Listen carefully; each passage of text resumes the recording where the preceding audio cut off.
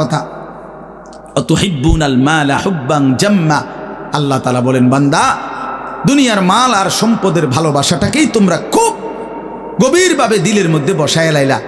তবে মনে রাখো দুনিয়াকে তুমি যত ভালোবাসো, যত মজবুত করো, যত বিল্ডিং, যত ফাইলিং, যত মজবুতই হোক না কেন, এটাই মনে রাখো আমি আল্লাহ এই জমিন, এই সৃষ্টি একদিন ভেঙ্গে চুরে তছনছ করে ফেলব, চূর্ণ বিচূর্ণ হয়ে যাবে।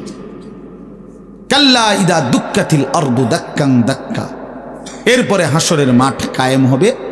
তো হাসরের মাঠের দৃশ্যটা আল্লাহ তুলে ধরছে যে হাসরের মাঠ কায়েম হবে, মানুষগুলো সব দাঁড়ানো থাকবে আদম থেকে ইসরাফিলের ফু পর্যন্ত।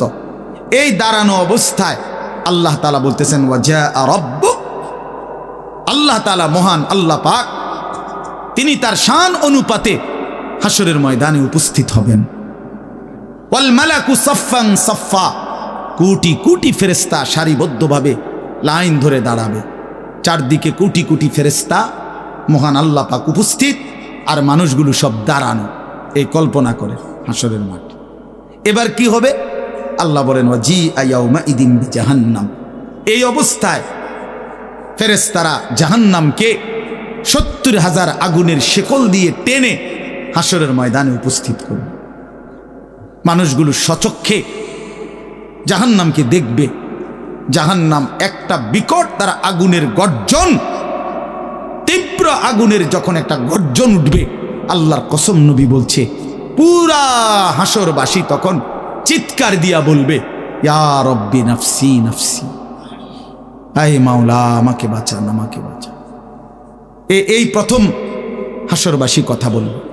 তাফসিরে আছে, হাদিসে, মানে প্রথম চুপচাপ দাঁড়ায় থাকবে, কিন্তু জাহান্নামকে যখন দেখবে, জাহান্নামের চিৎকার যখন শুনবে, তখন পুরা হাসরের ময়দানে চিৎকার উঠবে ইয়া রব্বি নাফসি নাফসি, আল্লাহ আমাকে বাঁচান। নবী সাল্লাল্লাহু আলাইহি ওয়াসাল্লাম বলেন আল্লাহ তাআলা ফেরেশতারা যেন দেখাই দিবে ইব্রাহিম আলাইহিস সালামকে, ওই যে আপনার ছেলে ইসমাঈল, তার ব্যাপারে কিছু বলবেন। ইব্রাহিম আলাইহিস সালাম বলবেন ইয়া রব্বি নাফসি নাফসি, এই মাওলা আমাকে বাঁচান, আমাকে। ওর বিষয়টাও দেখো।